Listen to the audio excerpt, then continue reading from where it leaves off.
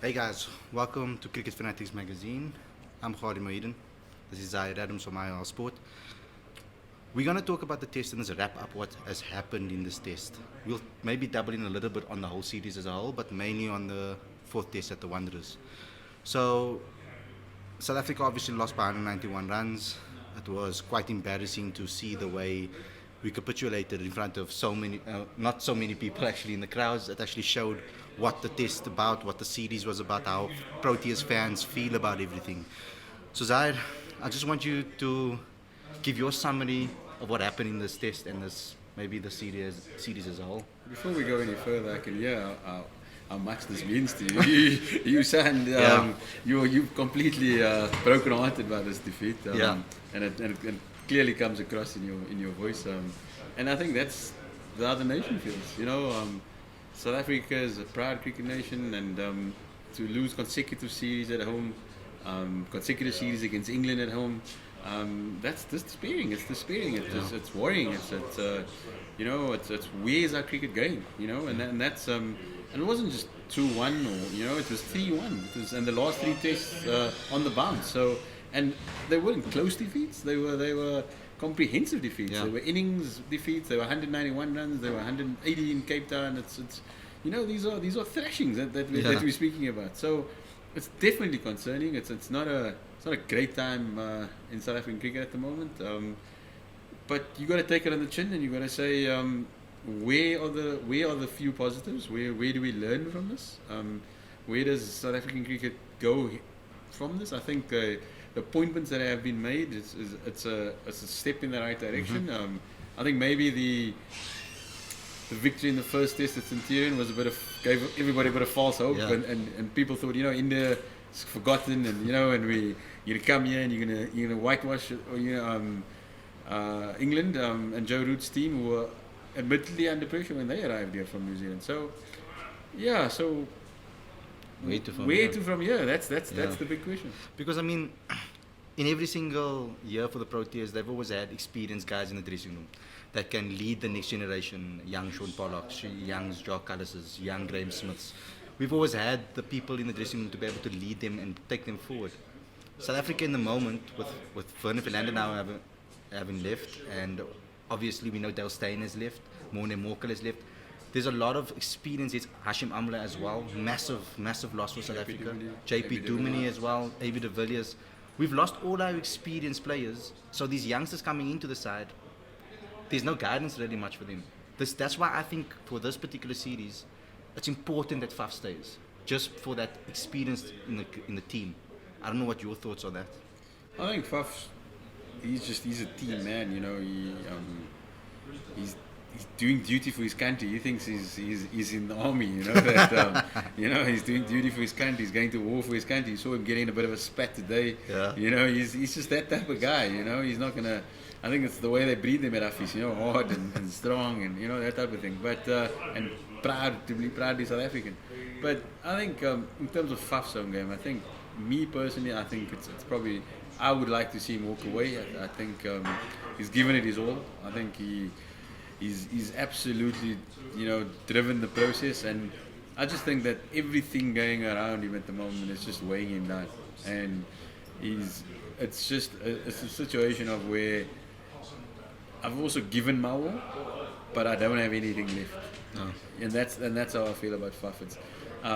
And he needs to find South Africa need to find a new captain, and they need to find a place where that whoever they choose, that's his team, and he goes forward, and they believe in him again.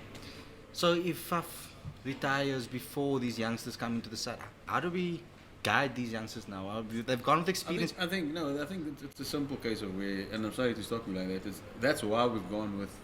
I say we as South Africa have gone with a experienced management team. So it's one thing having a young coach and a young side. They've gone with experienced, hardened internationals in Mark Boucher. They've got Sean Langeveld there with the bowlers. They've got Jacques Callis with the batters. They've got Justin Hunter. These are hardened international cricketers. And that's these. Unfortunately, they got a lead from the dressing room now. and on the training pitch, and that's where the experience is now.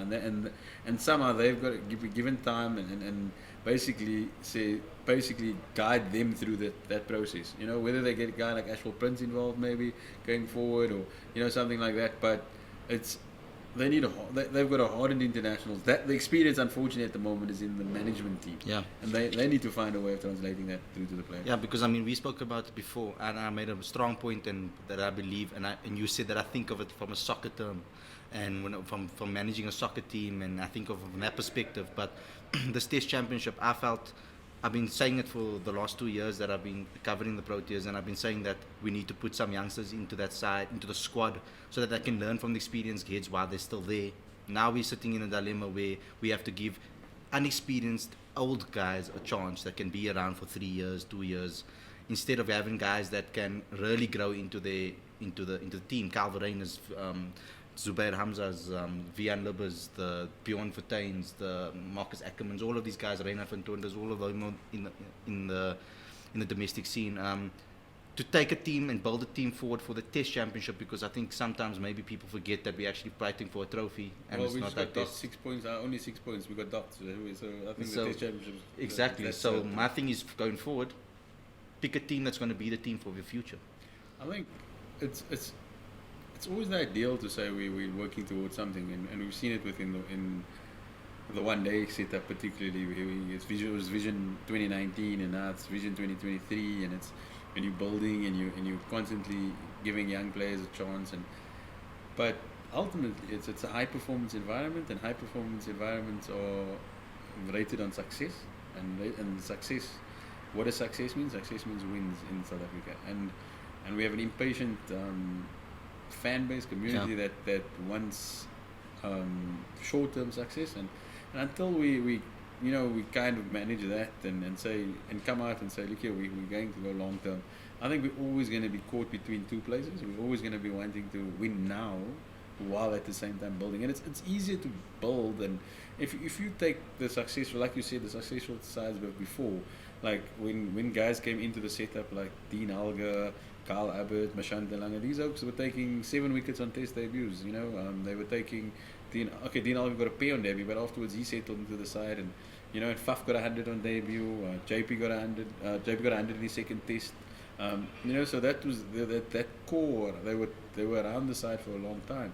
The only thing is that South Africa, you're constantly losing players. You're losing your experienced heads within the team. You're losing experience outside of the team.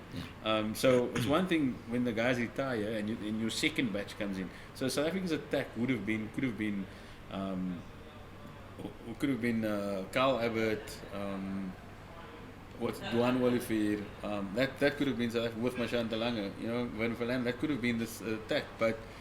They playing the Kolpak cricket, and they've gone. So then you go to the next batch, and the next batch is Dane Patterson, Björn Hendricks, and guys have done exceptionally well on domestic cricket. They have done well, but it's just a step up. Björn got 5 wickets on his test debut.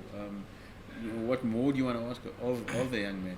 Rassie van Dussen playing in his first series, he gets 3 half centuries and 98 today. So it's not like the guys haven't put up. My concern at the moment in the side is that the experienced guys are not. They're not putting their hand up. A guy like Dean Alger, goes 1 half century in 8 innings. Yeah. That's just not good enough. We all know Faf struggles at the moment. Connie's the Cock's probably the only one that's fighting, a battle there. But Temba Bavuma is an experienced guy. He got dropped at the beginning of the series. He came back. He got 20, and he got so. That's the core. Yeah. Those are the Dean Alger, Temba Bavuma, Quentin de Kock, Faf du Plessis.